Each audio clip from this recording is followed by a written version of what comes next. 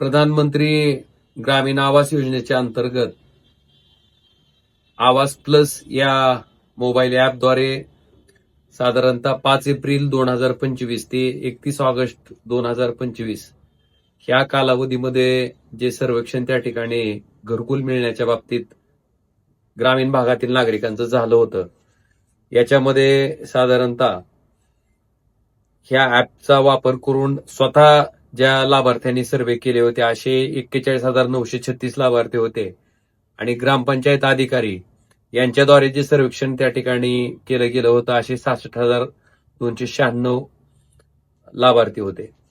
असे एकूण आपल्या धाराशिव जिल्ह्यामध्ये 1,08,232 कुटुंबाचं सर्वेक्षण त्या ठिकाणी करण्यात आलं होतं. यातील सिस्टीमच्या माध्यमातून जवळपास 89,043 इतकी कुटुंब प्रधानमंत्री आवास योजनेसाठी पात्र त्या ठिकाणी ठरलेली आहेत आणि जवळपास 19,189 कुटुंब ही अपात्र ठरलेली आहेत. आता जी कुटुंब त्या ठिकाणी अपात्र ठरली आहेत त्यांची यादी संबंधित ग्रामपंचायतला त्या ठिकाणी दिली गेलेली आहे.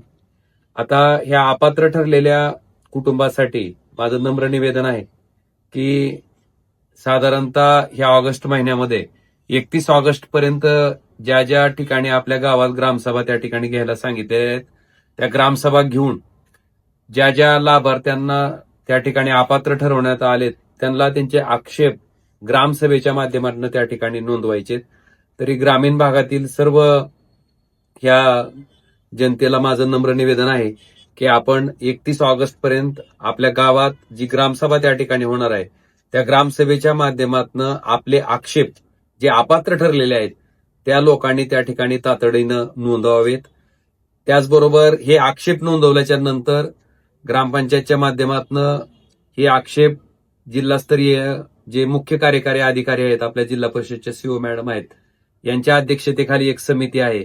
ही समिती ह्या आक्षेपांचं अवलोकन करेल आणि ह्याच्यातल्या पात्र लाभार्थी जर अपात्र झालेले लाभार्थी खरंच पात्र होण्यासारखे असतील तर त्यांचीही पात्रता त्या ठिकाणी ह्या जिल्हास्तरीय समितीच्या माध्यमातून पूर्ण केली जाणार आहे. त्याचबरोबर काही लाभार्थी जे की सर्वेक्षण पण त्यांचं झालेलं नाही आणि त्यांना सर्वेक्षण करायचंय तर असेही लाभार्थी त्या ठिकाणी ग्रामसभेच्या माध्यमातून आपलं सर्वेक्षण झालेलं नाही ना आपलं सर्वेक्षण करावं अशी मागणी त्या ठिकाणी ग्रामसभेच्या माध्यमातून केली जाऊ शकते. हे आलेले अर्ज परत आपल्याला शासनाकडे पाठवून त्या सुद्धा लोकांचे त्या ठिकाणी सर्वेक्षण करता येणार आहेत.